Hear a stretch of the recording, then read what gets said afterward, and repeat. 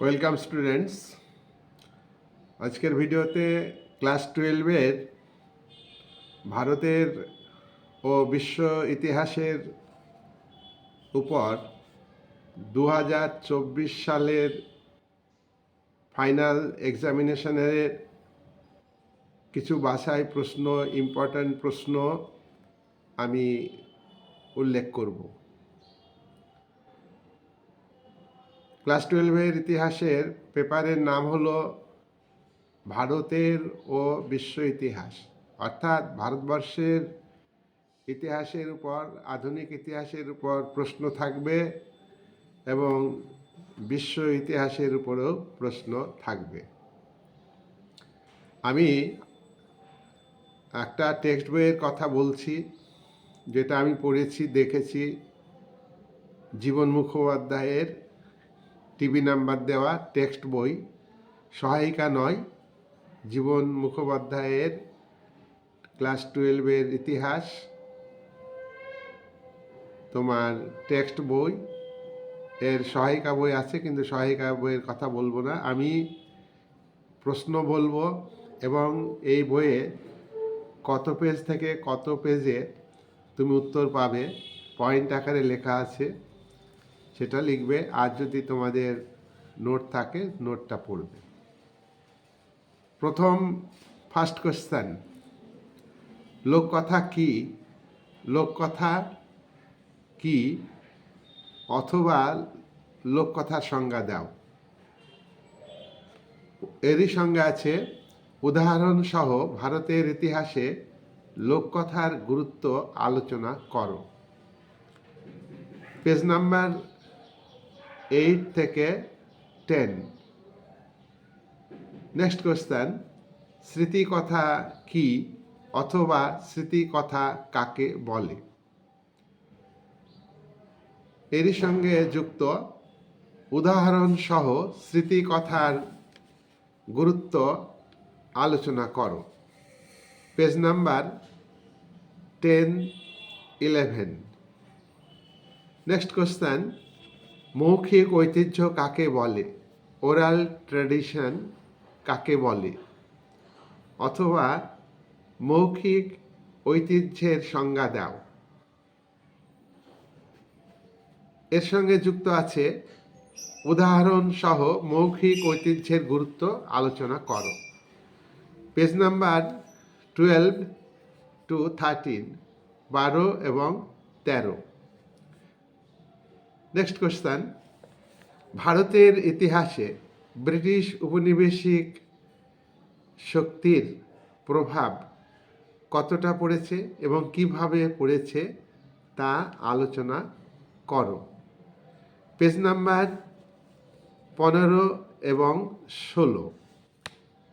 Next question, সাম্রাজ্যবাদ ও উপনিবেশিকতাবাদ সম্পর্কে Hobson ও লেনিনের তত্ত্ব অথবা তত্ত্ব বা মতবাদ আলোচনা করো। পেজ নাম্বার 46 থেকে 49, 46-49। নেক্সট কোশ্চেন, সাম্রাজ্যবাদ ও উপনিবেশিকতাবাদের প্রসারের বা বিস্তারের কারণগুলি আলোচনা করো। Page number 49-51। নেক্সট কোশ্চেন, মার্কেন্টাইলবাদ কাকে বলে? অথবা মার্কেন্টাইল মূলধন কি? এরই সঙ্গে লেজুর আছে মার্কেন্টাইলবাদের বৈশিষ্ট্য বা বিষয়গুলি আলোচনা করো। পেজ নাম্বার 43-45, 43 থেকে 45। নেক্সট কোশ্চেন, বাংলায় ইস্ট ইন্ডিয়া কোম্পানি কিভাবে ক্ষমতা বৃদ্ধি করে তা উল্লেখ করো।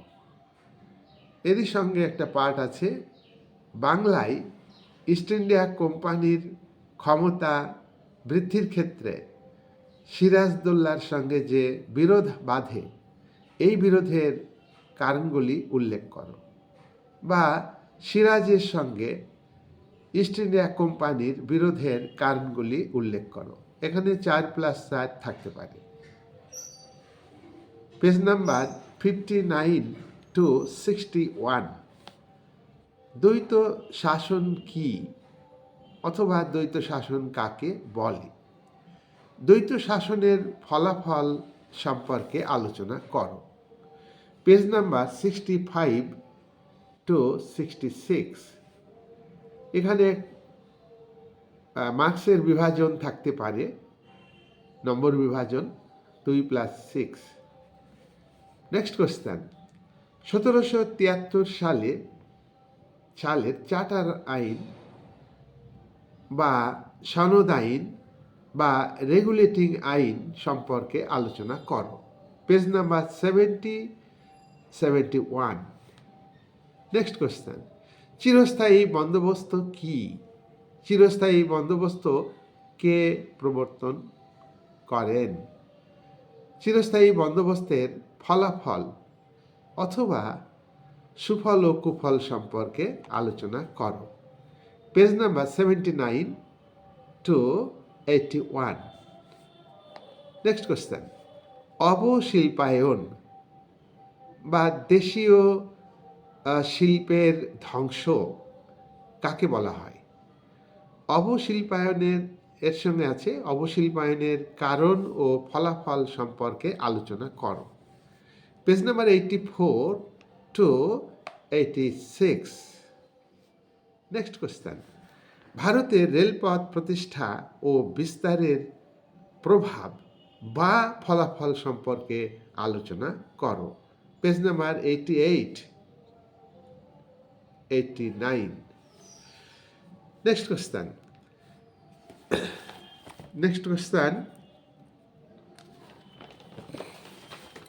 কোশ্চেন, ভারতে পাশ্চাত্য শিক্ষা বিস্তারের বিভিন্ন উদ্যোগ আলোচনা করো। Page number 111, 112। নেক্সট কোশ্চেন, সমাজ সংস্কারক ও শিক্ষা সংস্কারক হিসাবে বিদ্যাসাগরের ভূমিকা বা বিদ্যাসাগরের অবদান আলোচনা করো। Page number 121, 122, 121 to 122। নব্যবঙ্গ বা ইয়ং বেঙ্গল কারা? অথবা নব্যবঙ্গ আন্দোলন কি? এর সঙ্গে যুক্ত আছে সমাজ সংস্কারক হিসাবে নব্যবঙ্গ আন্দোলনে ডিরোজিওর ভূমিকা আলোচনা করো। পেজ নাম্বার 118 থেকে 119। নেক্সট কোশ্চেন, সমাজ সংস্কারে বিরসা লিঙ্গমের অবদান ব্যাখ্যা করো। Page number 126। নেক্সট কোশ্চেন, সমাজ সংস্কার ও রাজনৈতিক সংস্কারে স্যার সৈয়দ আহমদ খানের আলিগড় আন্দোলনের ভূমিকা আলোচনা করো। Page number 126। Next question, British শাসনকালে ভারতের আদিবাসী সম্প্রদায় ও দলিত সম্প্রদায়ের আন্দোলন সম্পর্কে আলোচনা করো। পেজ নাম্বার 134 থেকে 136। নেক্সট কোশ্চেন, বাংলায় নবজাগরণের প্রকৃতি ও সীমাবদ্ধতা সম্পর্কে ব্যাখ্যা দাও। পেজ নাম্বার 138 থেকে 139। নেক্সট কোশ্চেন, মরলে-মিন্টো সংস্কার আইন অথবা মরলে-মিন্টো ভারত শাসন আইন 1909 সালের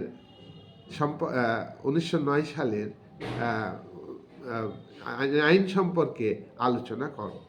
আবারও বলছি, 1909 মরলে-মিন্টো সংস্কার আইন, 1909 মরলে-মিন্টো সংস্কার আইন বা ভারত শাসন আইন সম্পর্কে আলোচনা করো। Page number 152, 153। Next question, British শাসনকালে 1935 সালের ভারত শাসন আইন সম্পর্কে আলোচনা করো। পেজ নাম্বার 156 থেকে 158। দেখো, 1909 সালে মডেল লিমিটেড সংস্কার আইন, এটাও ভারত শাসন আইন, ব্রিটিশ সরকার, পরে আমি আলোচনা করছি, পরের প্রশ্ন পরে বলছি। রাওলাট আইন কি? রাওলাট আইনের মূল বিষয়গুলি উল্লেখ করো। রাওলাট আইনের বিরুদ্ধে গান্ধীজি কেন সত্যাগ্রহ আন্দোলন শুরু করেন, বা রাওলাট আইনের প্রতিবাদে গান্ধীজির ভূমিকা উল্লেখ করো। নেক্সট কোশ্চেন, এটা 158 পেজ, 158 থেকে 160, 160। নেক্সট কোশ্চেন, সাম্প্রদায়িক বাটোয়ারা নীতি কি? সাম্প্রদায়িক বাটোয়ারা নীতি কে ঘোষণা করেন? সাম্প্রদায়িক বাটোয়ারা নীতির বিরুদ্ধে প্রতিক্রিয়া উল্লেখ করো। পেজ নাম্বার 170 থেকে 171, 170, 171। নেক্সট কোশ্চেন, ভারত ছাড়ো আন্দোলন বা আগস্ট আন্দোলন বা আগস্ট বিপ্লব সম্পর্কে, আগস্ট বিপ্লবের প্রকৃতি ও গুরুত্ব আলোচনা করো। পেজ নাম্বার 199 থেকে 204। এটা কিন্তু বিস্তার এগুলো না লিখলেও হবে। নেক্সট কোশ্চেন, নৌবিদ্রোহের কারণ এবং ব্যর্থতা ও গুরুত্ব সম্পর্কে আলোচনা করো। Page number 210। ইন্দোনেশিয়ার স্বাধীনতা যুদ্ধ সম্পর্কে আলোচনা করো। পেজ নাম্বার 226 থেকে 228। ইন্দোনেশিয়ার আগেরটা বলেছি ইন্দোচীন, আগেরটা একটু কারেকশন করছি, ইন্দোচীনের স্বাধীনতা যুদ্ধ সম্পর্কে আলোচনা করো। আর এবারে বলছি, নেক্সট কোশ্চেনে বলছি ইন্দোনেশিয়ার স্বাধীনতার যুদ্ধ সম্পর্কে আলোচনা করো। এটা 220, 221 পেজ। নেক্সট কোশ্চেন, ঠান্ডা লড়াই, কোল্ড ওয়ার কাকে বলে? ঠান্ডা লড়াইয়ের কারণগুলি উল্লেখ করো অথবা পটভূমি উল্লেখ করো। পেজ নাম্বার 233 থেকে 235। ট্রুম্যান, নেক্সট কোশ্চেন, ট্রুম্যান নীতি কি? ট্রুম্যান নীতির কারণ আলোচনা করো। পেজ নাম্বার 237 থেকে 238। বার্লিন অবরোধ কি বা বার্লিন সংকট সম্পর্কে আলোচনা করো। পেজ নাম্বার 243 থেকে 245। নেক্সট কোশ্চেন, পূর্ব ইউরোপে রুশীকরণ বা সোভিয়েতিকীকরণ সম্পর্কে আলোচনা করো। কোন কোন দেশে রুশীকরণ করা হয় তা উল্লেখ করো। পেজ নাম্বার 245 থেকে 248। নেক্সট কোশ্চেন, কিউবার সংকট সম্পর্কে আলোচনা করো। কিউবার সংকটে কিউবার রাষ্ট্রনায়ক ফিদেল কাস্ত্রোর ভূমিকা উল্লেখ করো। পেজ নাম্বার 251 থেকে 251, 252। নেক্সট কোশ্চেন, কোরিয়া সংকট অথবা কোরিয়া যুদ্ধ সম্পর্কে আলোচনা করো। পেজ নাম্বার 254 থেকে 257। নেক্সট কোশ্চেন, ভিয়েতনাম সংকট বা ভিয়েতনাম যুদ্ধ সম্পর্কে আলোচনা করো। ভিয়েতনাম যুদ্ধে ডক্টর হোচিমিনের ভূমিকা উল্লেখ করো। পেজ নাম্বার 257 থেকে 260, 260। নেক্সট কোশ্চেন, জোট নিরপেক্ষ নীতি ও আন্দোলন সম্পর্কে আলোচনা করো অথবা জোট নিরপেক্ষ আন্দোলনে মূল্যায়ন করো এবং জোট নিরপেক্ষ আন্দোলনে ভারতের ভূমিকা আলোচনা করো।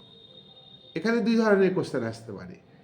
জোট নিরপেক্ষ আন্দোলনের অবদান বা জোট নিরপেক্ষ আন্দোলনের মূল্যায়ন করো কতটা সফল হয়েছে ব্যর্থ হয়েছে, তারপরে ভারতের ভূমিকা কি জোট নিরপেক্ষ আন্দোলনে। নেক্সট কোশ্চেন, এটা হলো 268-269 পেজ।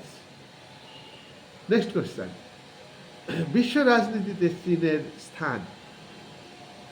চীন প্রজাতান্ত্রিক রাষ্ট্র হওয়ার পরে বিশ্ব রাজনীতিতে চীনের স্থান উল্লেখ করো। Page number 281-282। নেক্সট কোশ্চেন, উপনিবেশীকরণ কাকে বলে?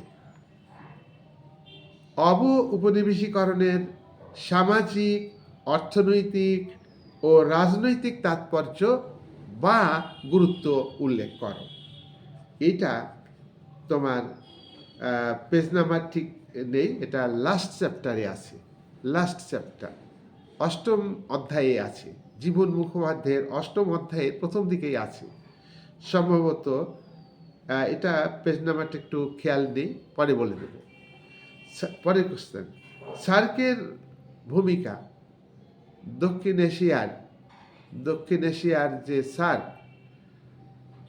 গঠিত হয় সেই সার্কের ভূমিকা আলোচনা করো বা সার্ক সম্পর্কে আলোচনা করো। 316 পেজ এটা।